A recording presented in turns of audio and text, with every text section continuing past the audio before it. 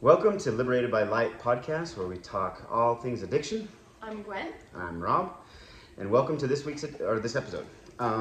Today, we're going to talk about the two lies of addiction recovery, and why they keep people stuck. So, Gwen, why don't you tell us about the first lie? Okay, so the first lie is one that probably our viewers believe. This is probably something they've heard of. I'm going to start the phrase, let's pause, and let them finish it in their mind, and then you finish it for us. Is that okay? Yeah, if you've been in a recovery program, you'll probably recognize this. Or not. Non-addicts and addicts believe it rampantly. And so, okay, here we go. Once an addict, always an addict. Always an addict. Yeah, have you heard that before? We hear that everywhere. Yeah. You know what I mean? And I think we just kind of take for granted that that's the truth. I thought it was the truth. And because I thought it was the truth, it kept me from even wanting to go through an addiction recovery program. It was very discouraging, not to hear it from other people, but it was discouraging because I believed it was true. Because everybody believed it. Even within the program, that was something that I heard. I can't tell you how many meetings I've been into, and there are so many catchphrases that really reiterate that idea. One day at a time. While I'm in recovery, my addiction is in the parking lot doing push-ups. It's that idea that as soon as you slip, as soon as you stop watching your back, your addiction is there to catch you again. You always have to be vigilant, always on the lookout for the addiction that could just come back and get you anytime. And so it was really exhausting and discouraging. And because I believed that, and again, this was program-wide, and I think it still is program-wide, and believing that, what that implies is that I was born with some kind of spiritual malformity at birth. Oh well, I got the luck of the draw. I was born an addict, and I'll just always be an addict, for whatever reason. And so it didn't matter. Like, maybe I could go through an addiction recovery program that would help me to stop the behavior, but it wouldn't stop the thing inside of me that made me want to do the behavior. And for me, that suggested that addiction recovery could only solve one of those two problems: the thing in my chest, and then the behavior that I had. And it could only affect and change the behavior. But that thing in my chest was just mine. I was born with it. It would never depart. That's what once an addict, always an addict implies. Okay, yeah. So, like you said, whether you're in a recovery program, or if you're, just talking to an addict, or whether you've heard it from friends or family or neighbors, we all know that lie. We've all heard it. Most people can finish that in their mind. So as you go through these recovery programs, why is that lie so widely accepted? Why are they pushing it? Why does it keep on coming up? Do they not understand something? What's missing? That's a really great question. And I think that, yes, because addicts believe it and non-addicts believe it. And so it does become a little bit of a self-fulfilling prophecy, unfortunately. If you know anybody who has struggled with an addiction, they probably have talked about, or you have seen or witnessed or been affected by relapses. This thing that it goes away and comes back. Even just look at someone maybe who's on a diet, just to look at it from this other lens. People who are like, I'm on a diet, and maybe they'll lose a few pounds, and then 2 weeks later you see them at the buffet have a second dessert, And so it's that idea of, if you know an addict who's like, okay, well, today is the day, like, for real, I'm going to do the things. But then 2 months later, 3 months later, 1 year, 2 years, 3 years, there they are, they're back where they started. So we can see this cycle being perpetuated that seems to testify of the fact that, maybe today you're doing okay, but just give it time and you'll be back where you started. And I think as addicts too, we've had those experiences of doing the things we need to do to keep the behavior at bay, but we do still have that urge in our chest, that craving in our chest. So I think as addicts, we've had the experience that seems to suggest once an addict, always an addict. For me, as I was struggling through an addiction recovery program off and off for over a decade, almost 2 decades, I definitely had that experience of trying to, identifying the addiction and trying to fight it and trying to give it up. And I would go through the motions of doing things I needed to do so that on the outside, I looked like a normal person. On the outside, I was someone who was able to keep it together and not indulge in my addiction. But I also knew that inside, it was taking a lot of effort, a lot of energy. And I felt that sense of like, oh man, I'm one mistake away from falling off this train. Just one day at a time, God, you let me just get through this day without messing up, and then I can try again tomorrow. So I think we have both the experience on the outside of seeing addicts continually relapse, and then also addicts themselves believe it because they've had the experience of constant relapse. I wonder if that's why the term white knuckling, where you're just holding on, you're trying to just make it one day at a time. Yeah. Like One you minute, hear, they say, 1 minute, 1 second. Yeah. yeah, you hear in the like the Alcoholics Anonymous, they're just trying to go from day to day without drinking or whatever you're struggling with. I mean, white knuckling. That seems like that perpetuates that white knuckling cycle. Yeah. Well, I think that I think the expectation is that you'll have to white knuckle it forever. But again, if you have that mindset of once an addict, always an addict, for me, what that suggested was an addiction recovery program. The best it could do for me was to allow me to be willing and able to not engage in my addiction for the rest of my life. That I would have to white knuckle it, but that I'd be able to. Thank God I'd be able to white knuckle my way through it. And that was the miracle I thought I was waiting for, was to have that ability and the willingness to do it. But white knuckling, if you have any experience with white knuckling, any at all, anybody who's watching this, an addict or a non-addict, anything you've tried to white knuckle your way through, the whole time you are suffering. It sucks. You're holding your breath. You're just trying to get to the other side. And if you believe once an addict, always an addict, and you believe there is no relief ever on the other side of holding your breath and white knuckling, that's discouraging and it's exhausting. Well, yeah, especially if they say you white knuckle it forever because this is the best you can do. You have this problem inside. You were born with it or whatever, and all you're trying to do is make it through the next minute, through the next second, even maybe, or the next hour or the day. And you look at that and you go through. And so if I'm 30 years old and I've got 80 years left to do this, I mean, 80 years or 90 or 100 years to do this, that would just be really hard, really exhausting to try to go contemplate. I'm gonna have to deal with this for X amount of years, whatever your age is, and when you think you'll pass away, to have to hold on that long would definitely be way overwhelming and exhausting for sure. Yeah, definitely. So do they mean to perpetuate this cycle, or do people believe this, the sponsors or the people who are trying to help you? Absolutely, yes. The only reason, yes, of course they do. Because again, as addicts or non-addicts, we have seen this cycle perpetuate, and as addicts, we seem to have had that lived experience. I had that lived experience for almost 2 decades. I believed it because I had the experience of it. It was a cycle that was feeding into itself. I had tried to do steps. I had tried to do things to live, abstinent was the word that we used, was to live abstinent, and I would have some success for a measure of time and then fall off the bandwagon, as they say, and so I definitely saw that. And for me, I didn't think that the program was broken or that God was broken.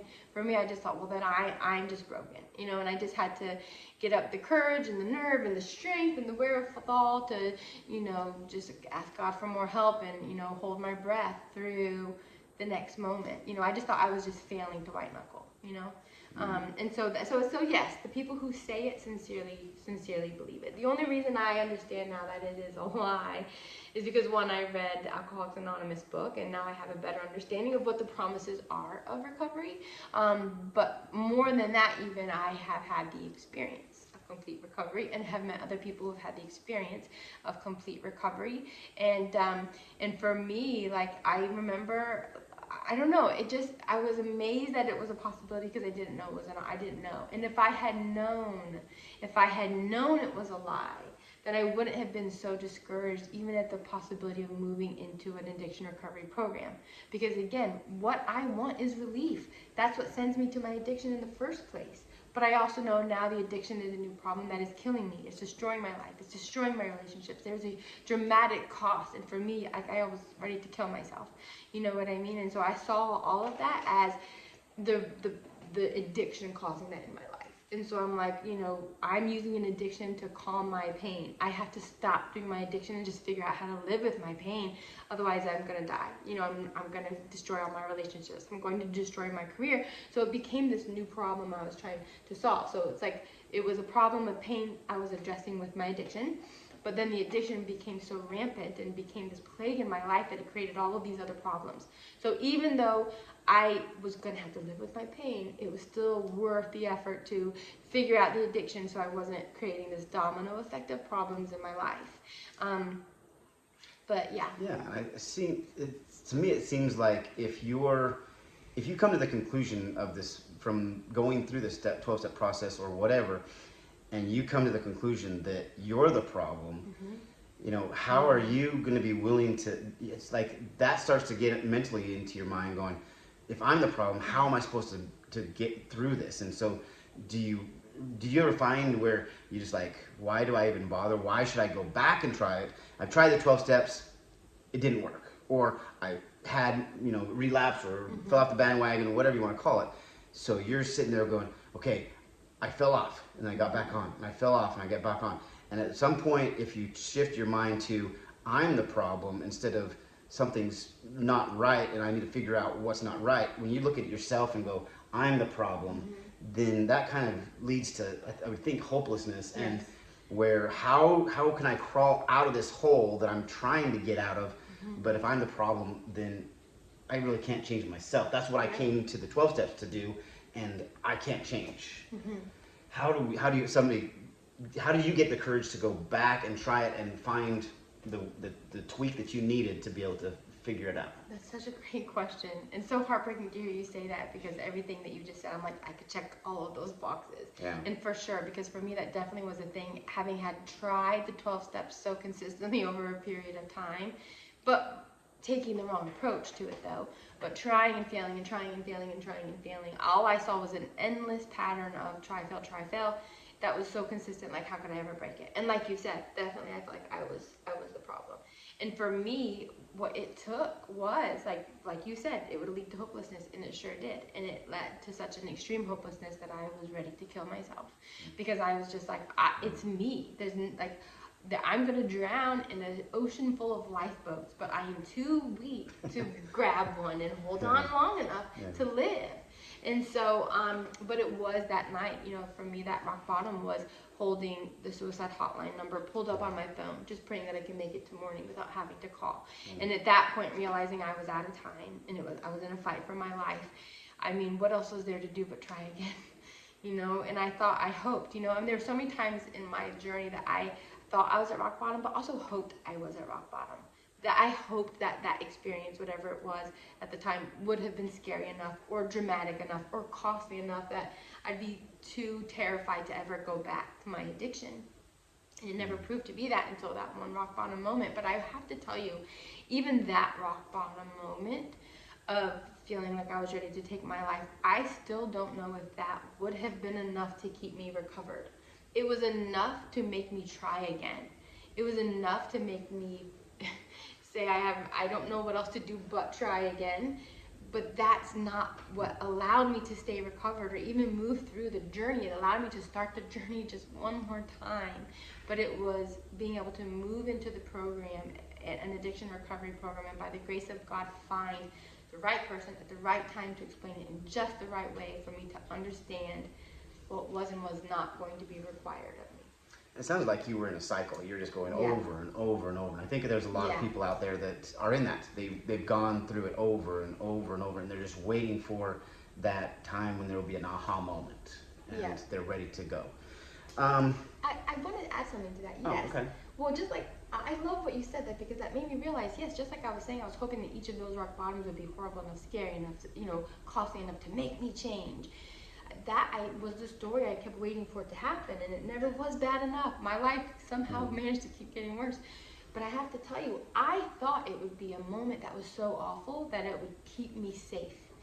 That is not what happened. What happened for me was finding something so amazing and so sweet and so satisfying that I wanted to stay.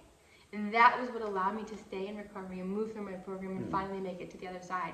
Not running away from a fear or a future I didn't want, but finally finding something that would pull me in the right direction. Something worth moving into that was just as sweet as my addiction. Sweeter, So I thought I had to find something scary enough and big enough to scare me away from my addiction. I found something on the other side that was beautiful enough to keep me moving that direction. That's awesome. Yeah. Perfect. Well, so we've touched on the first lie. So let's move to the second lie. So the second lie is you have to be free of your addiction in order to successfully complete or move through or stay sober or recovered in a program. So why don't we talk about that lie and why is it a lie? Okay, yeah, great one. Yeah, this is such a good one too because, again, for me, so there's the addiction recovery program that I was moving through. It was a step-based program, so 12 steps, that originated in Alcoholics Anonymous. Not every program is necessarily step-based, but that's the one where I was in. And so for me, I believe that in order for me to work the steps successfully, in order for me to work my addiction recovery program successfully, it required me to first give up my addiction. That, like I said, what I thought the best I could get out of it would be to be willing and able to white knuckle my way through life. What I thought in order for me to get that miracle of being able to do that was first offer up my best effort to white knuckle my way through my addiction. And so I thought that was what I had to do. So what I believed was like, in order for me to do the steps and to do them successfully, that's what was required. So I'm trying to think of a good way to explain this. A lot of times, like I had a sponsor who, like my first sponsor, it was just that idea of, now that you've made this commitment, step 3 is you decide to commit your life and your will to your higher power.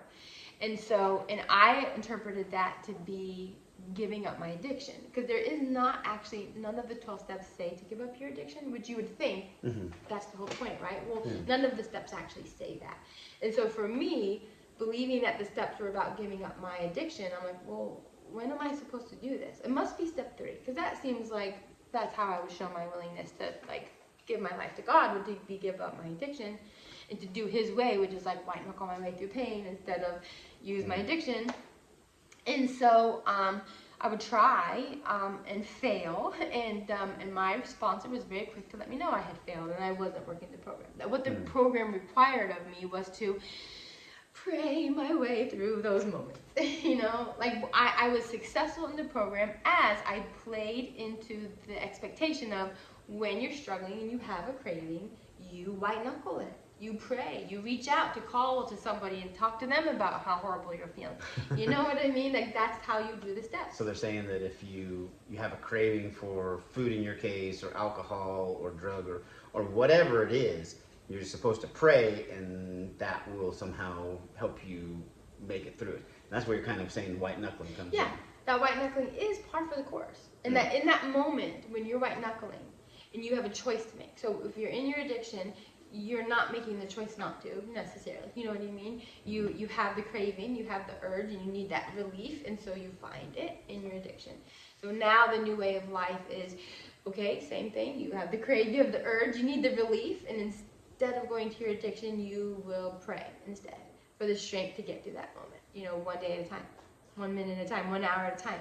You will just ask God to help you get to the next hour, to the next day. But all of that is with the presence of the white knuckling and the urge and the pain. So it's how you respond to it. Like in that space of the sense of like, oh, I need relief, you have a choice to make. You're doing the steps correctly. You're working your addiction recovery correctly when you make the right choice, which is ask God for help instead of finding relief through your addiction. And so, so it's that idea then that, okay, you're working your program successfully only as you make the right choice in each of those moments. So how did your sponsor either help or hinder in that aspect? When you're white knuckling and they go to pray, is that really helpful or is that more of a hindrance? Well, I will say that, like saying to pray, I mean, I'm kind of oversimplifying it. There are steps that address more of that. But I will say that it's just the underlying sense that, for instance, I went to a meeting yesterday. I went to a 12-step meeting yesterday. I was invited to attend as the keynote speaker to share my experience and my story of recovery. For the rest of the meeting, it was opened up for the last half hour for people to share, on whatever they were moving through in their life. And there was a woman who said that she was on step 3 and was not allowed to progress past step 4. She was not allowed, her sponsor was not allowing her to progress past step 4 in the 12-step program. She's in the 12-step program until she had been abstinent for a period of time. And so in that case, I feel like I feel strongly that's an abuse of power. I mean, the sponsor, who is she to say that? Sounds like the sponsor is acting like a gatekeeper. Yes. I've got these steps, and you can't go past it in here to get your relief that you're searching for until you satisfy what I want, what I say, how I say to do it. Absolutely. Oh, for sure. And I literally started crying. That broke my heart. Because for me, I was not able to find relief from my addiction until I worked through the steps. There's this idea that in order to be successful in your recovery program, you have to audition first with abstinence. You bruise yourself trying to move through it. You offer that up to God, and then He'll be like, I accept your offering. Now I'll help you for the rest of it, I guess. You know, it becomes this circular thing. But the thing is that it's not that way. For me, I was not able to find relief from my addiction until I had worked the steps and let them do their magic over a period of time. And it wasn't some mysterious miracle that happened.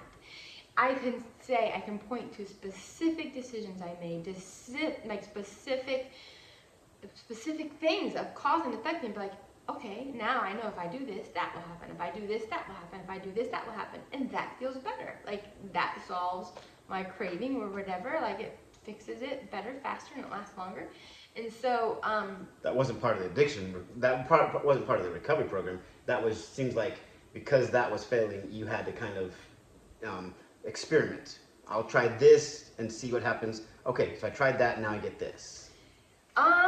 Yes and no. I will say that, like, yes and no. I mean, the program, the 12 steps are complete. So in my program, having access to the 12 steps of addiction recovery was complete. The problem was that the culture, the community, my sponsor, the different sponsors I had, I worked with 4 different sponsors over a period of 18 months.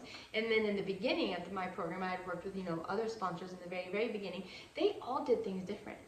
Every single one of them. But the 12 steps are a complete program. They're a complete blueprint of what to do. But within the community and within each sponsor, they were interpreted different. Other things were added on. So for instance, my first sponsor said, you have to go to 90 meetings in 90 days. I had another sponsor who said, I don't care about your food. Another sponsor who said, I do care about your food, and if you eat sugar, well, then you are on a slippery slope. That shows a spiritual crisis. You know what I mean? So each sponsor was different. And so it didn't give me a guide of what are the points I need to hold on to and things that I can apply. So for me, there was this general sense, and it's not just me. It's not just me. Yesterday, that meeting I went to, a good example, there was a woman there who said she's been in the program for 32 years. She's like, I've been in the program for 32 years, and I've only just now finally found the strength and wherewithal to do the 90 and 90, to go to 90 meetings in 90 days. It took her 30 years to go make the 90 and 90. Yeah, wow. To go to 90 meetings in 90 days. But I'll tell you, I did that within the first 2 months of my program and said, never again. You know what I mean? I'll never do that. I'll never do that again. But for her, she thought that was a requirement for recovery. 90 meetings in 90 days. Took her 30 years to finally decide to break her life and her schedule enough to do that. I can understand why she wouldn't want to and why that would be inconvenient. That's another story. But so for her, but you see what I'm saying? For her to even feel like that's a requirement, which of the 12 steps tells you that? 0. But maybe a sponsor, maybe a friend, maybe somewhere else in this game of telephone, she got this idea that in order to recover, you have to go to 90 meetings in 90 days. So here she is, 32 years into her program, not recovered, still struggling. And so in essence, she's not really working the steps. She's trying to go outside of the steps, do something so that she can then have permission to go back into the steps to move through them. Or to feel like that's something that's missing from the program. And that's the thing, is like the 12 steps are complete, but you're not given the steps as if they're a complete program. You come into a community of people who are immersed in a rampant game of telephone. They know how to do it from how their sponsor taught them, from how their sponsor taught them, from how they heard from Susie B, and how they, you know what I mean? And so there's so many things in addition to the 12 steps that are packed on. And so it is really difficult. Like, it's just really difficult to navigate. So it wasn't so much that I somehow miraculously, somewhat, yes, it was kind of miraculous that I figured it out, but it was only as I held true to the 12 steps, no matter what I was doing with my addiction. Do you know what I mean? I just was like, okay, well, no matter what I'm doing over here, I'm just going to keep doing these steps. Because that one sponsor said, if I just keep doing the steps, the miracle happens. So I just kept doing them. But I will say, on the other side of recovery, once things really started to make sense and I really saw things as they were, Because, what I was going to tell you about that lady from the meeting yesterday, the other thing that she said is she is like, I'm finally just coming to terms with the fact that my miracle will happen when God has decided. My miracle will happen in God's time. He's already designed it. He already has it on the calendar. So I can just relax and be at peace in my life. But she's still trying to chase God. She's like, God has this future date that's somewhere in the future. I'll be able to catch up and take over, and God will like make. Is she thinking that God's just gonna kind of like the carrot and the stick, where you're just like dangling it in front of you, and you're just trying to get along and try to catch up, and it keeps on moving as you get close to the carrot, it moves further away. That's what it sounds like. Oh, that's a funny perspective. Yeah, I hadn't thought of it that way, but that's a really great way to interpret it. Because for me, one of the things that I see when I hear her say that is that it enshrouds the whole process in mystery. I don't know how recovery happens, but someday it's just going to be this thing that arrives in my life. That it's a mystery. But in reality, again, the 12 steps of addiction recovery are a complete program. It gives you an exact map and guideline on how to get there. Now, it's good to know how to do each step and dial it in. You know what I mean? There are lots of thousands of questions around it, but it's complete. And I think for her, and for so many of us, and for me for 20 years, that core, here's how to do it, gets padded out with all of these other things that are not that thing. And it does become mysterious. Like, I'm not sure how I'm going to recover. I'm not sure when I'll get there, but somehow, some way, I'll just end up there one day, and it's all a mystery. And for me, one of the biggest moments that changed my recovery journey was what I call my Helen Keller moment, because I had been doing the steps, and I had that sense. It was something that was repeated in meetings. It was repeated by my sponsors, that you just keep doing the steps, and the miracle will come, the miracle will come, or whatever. But it all sounded so mysterious. And so I moved into this place where I was doing what's called the maintenance steps. And, in the 12-step program, it's step 10, step 11, step 12. Those are called the maintenance steps. You just do them forever for the rest of your life. And as I did them, still struggling with my addiction, they were like one step to me. It's like 10, 11, 12, 10, 11, 12, 10, 11, 12, 10, 11, 12. Checking all these boxes with my sponsor every day. Not my higher power, with my sponsor, which is one of the reasons I wasn't recovering. Check, check, check, check, check, check.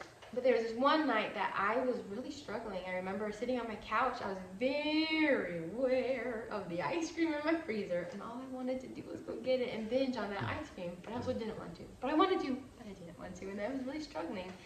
And I was white knuckling. I was sitting on my couch, and I was like, God, help me get through this moment. What should I do? How do I move through this moment? And I had this little thought come to me that was like, oh, go finish this project that you're working on, for some of the kids you're working with. So I did. I was like, yeah, I'll go finish this service project I'm doing. And I was about maybe 10 minutes into that when I realized, oh, my craving went away. I'm not even thinking about it anymore. I don't even care anymore. And then for me, there was a light bulb went off, because part of the steps is service. That's a tool you can use to move through your thing. And, so I call it my Helen Keller moment, because I don't know if it actually happened, but in the book, movie or whatever, the teacher has been working with Helen Keller, trying to teach her sign language by, putting it in her hand. And this kid is just like, why are you touching me? Get away. What do you want with me? But there's a night where she makes a really big mess at dinner, and so the teacher takes her outside to the water pump to clean her up, and she does the water pump, she puts her hand under the water and puts the sign for water in her hand. And for some reason, in that moment, Helen Keller connected, Had the aha moment. The aha moment, you just taught me a word for this. You just opened the world to me. And then she was hungry. She's like, oh my gosh, what's this called? What's that called? What's that called?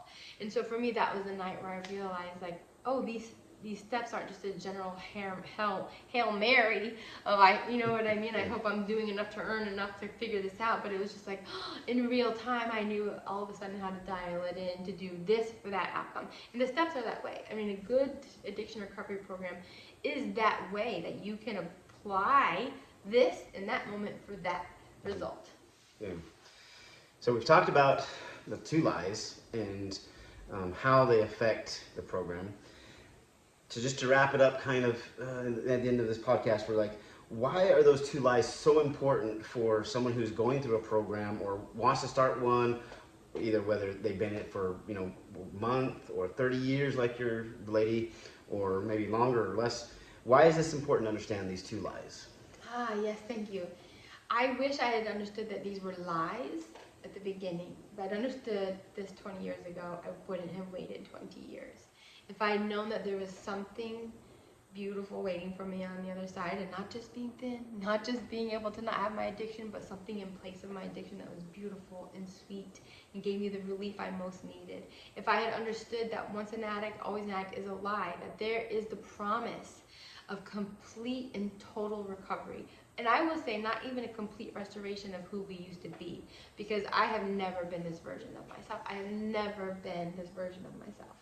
And so for me, it is the most beautiful experience of my life, and it feels like it's just the solution to everything. And I wish I had understood that, so that I would have known what I was moving into. I thought I was only moving into a life without my addiction and all the problems it caused. I did not know it was an option, that I didn't know it was a reality and a possibility that I could move into my life without the pain that I was doing my addiction over. If I had understood that, I would have run. I would have stayed through no matter what. I would have worked at it hard to dial it in to get that relief. And then in terms of the other lie, you know, I would not have started the steps over so many times. And then I would have gotten through them and had the experience of recovery. Because I believe that in order to work the program successfully, I first had to audition with my abstinence and prove my ability to first be abstinent, to get the miracle of abstinence, kind of circular. Every time I failed, I thought I had failed at the steps, when really I had only failed at my commitment and my promise to never do this thing again, that I was not yet equipped to not do. I did not yet have the skills, the insight, the perspective, the power given to me to not do that thing again. That was not going to be granted to me until I did the steps for a period of time. And so I think we do this in order to get the miracle of the steps, but no, it is the other way around. The steps are auditioning for us. We do the steps, and it is a cause and effect. And if I'd understood that again, I would have had the patience, and I would not have been starting over and over and over, because I just thought, I messed up, I'm back to day one, step one. Messed up, back to day one, step one. I just would have been like, today was a rough day, let's keep going, let's see what tomorrow's got. And I would have progressed. So yeah, very important to understand the two lies and how they affect the process and what you're going through. So we know that we have the two lies out there. What are the truths that we would replace these two lies? So we don't want to follow the two lies, or I'd hope we wouldn't want to follow the two lies. So what can we put in place of these two lies? What can overcome them and help us quicker, or be quicker on the path to get from point A to point B, where we are to where we want to go? Yay, good question. Yeah, just really quickly, I'll tell you that, you know, instead of once an addict, always an addict, that is the lie. The truth is that the promise is full and complete recovery. You can live a life being the person you keep meaning to be, and it's a beautiful, beautiful, beautiful life. There's good things on the other side. And then so that thing is not a malformity. It doesn't belong to you, and you can learn to give it away. The other thing, you know, in this one, what is the lie? The lie is, in order to work an addiction recovery program successfully, you first have to be abstinent, or, you know, it's reflected in your abstinence. That's a lie. The truth is, the steps or your addiction recovery program will give you the skills and tools necessary in order to overcome your addiction. For me, it's a very sweet, organic process. Like, my addiction just fluffed out of my life. I mean, it just... I did not have to wrestle and wrestle and wrestle and wrestle my way through my addiction. I did not practice and practice and practice and practice not doing that thing. Instead, I practiced and practiced and practiced and practiced and practiced doing the strategies that would make me resilient to my addiction. Do you see what I'm saying? I put the effort not in wrestling the addiction. I put the effort in dialing in some certain practices, and then the addiction just took care of itself. I changed my entire focus to just the steps, just the strategy.